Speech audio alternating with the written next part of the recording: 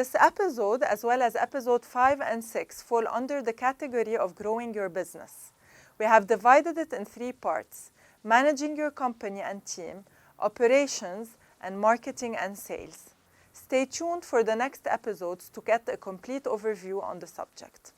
As you find your clients and your path gets clearer, you will be growing your business. It will all depend on your operations management and marketing strategies, but also organizational skills and self-development. Just as much as your professional development, your personal skills will be required to progress. Closely related to episode 2 about being a leader, this episode is about how to manage your business. Here is some advice to guide you through these foundations and boost your resilience.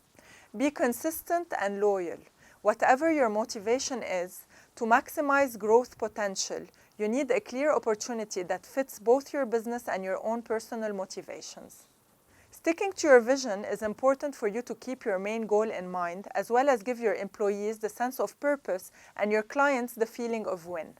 Keeping a level head is the responsibility of the leader, and the quality and meaning of the work depends on it. Be curious and educated. For your business to grow in the right direction, don't hesitate to research and ask for guidance towards subjects you are less familiar with in an organized manner. This will allow you to make more logical decisions and make consistent, real progress.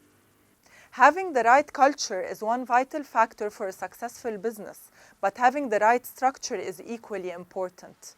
The structure of a company is what will ensure that you have the right people and the most appropriate roles at the right time, resulting in better productivity and better organization. Your organizational structure will evolve according to the growth of your company.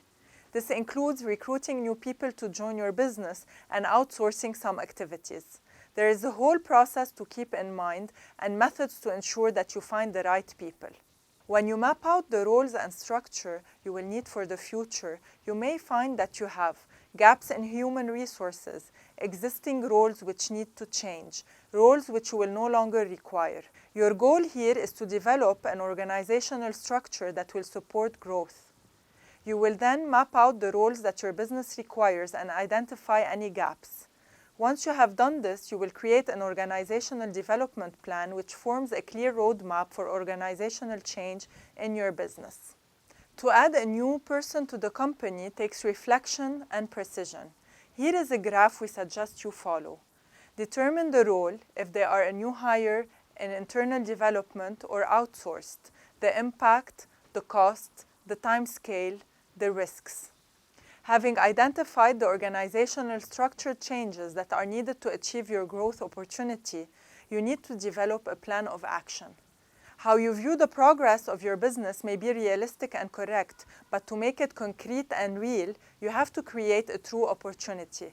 And this is when your idea truly progresses. Recognize a good business opportunity and keep this goal in mind when recruiting people to help you reach it. How to recognize a good business opportunity? It answers those 5 questions. Am I solving a customer's pain point?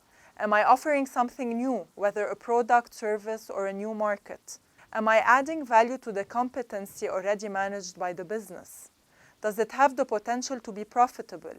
Does it suit my personal style and motivations? Here are some guidance for effective selection and hiring process. Ask yourself these questions. What are your deadlines? How will the post be advertised and how will candidates apply?